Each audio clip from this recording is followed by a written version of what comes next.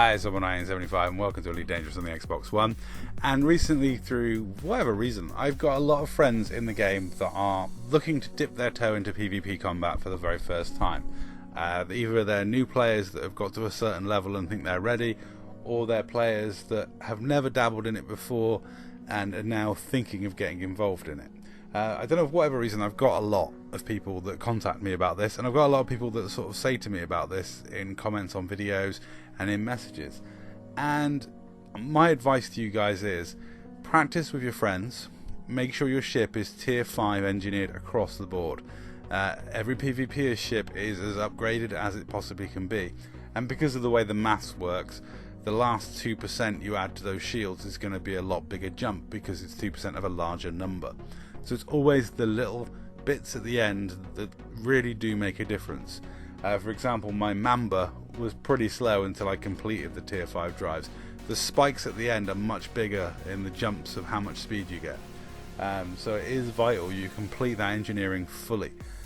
This is a friend of mine, this is That English Gent, who discovered the quad hotspot, trying out his Type 10.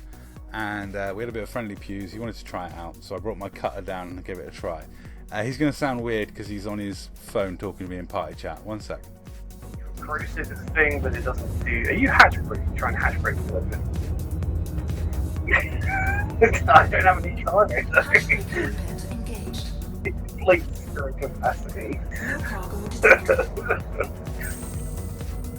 Oh, I suppose that's his character.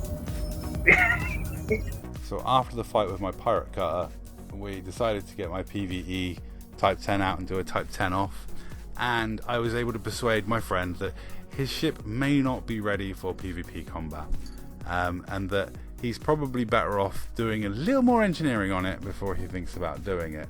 And my advice to anyone is, if you're thinking of getting into PvP, I would do so in a small ship, a fully engineered small or medium ship, something that's not going to cost you the earth, and make sure you fully engineer it. And I mean, I don't mean go to Colonia so you can do absolutely everything.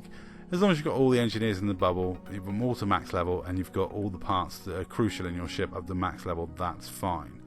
You know, there are plenty of ship builds out there. There are plenty of people that will give you advice on ship builds, and there are plenty of people to practice PvP fights with that aren't going to totally destroy you, or, you know, will stop firing when you're ready for them to stop firing.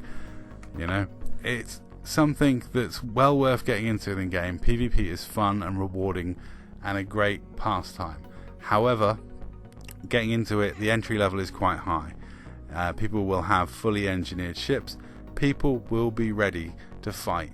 So you have to make sure, if you want to go into that arena, that your ship is ready and prepared for it. That English Gent's Type 10 was not anywhere near ready for it. And I would say that small and medium ships are probably the way to go, because it's a steep learning curve PvP, and you're going to take some rebuys.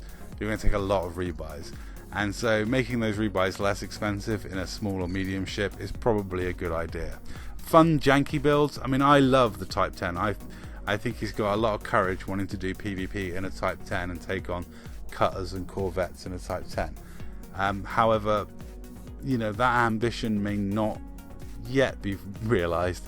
I would recommend taking less risk and taking something slightly less risky into PvP combat until you're experienced at PvP, and then you can start playing around with janky builds. I personally would recommend the Cobra as a great entry-level PvP ship. If you want to get involved in wing fights and just have fun with your squadron, an armor build Cobra or even a bi-weave shielded Cobra is a great little ship to get involved in and have fun with, and then progress from there. Learn the basics of PvP, get good fighting friends, and then when you're ready, you get ready. And also, I'm a terrible teacher when it comes to teaching people PvP. I'm rubbish at it. But anyway, that's all. Thanks for watching.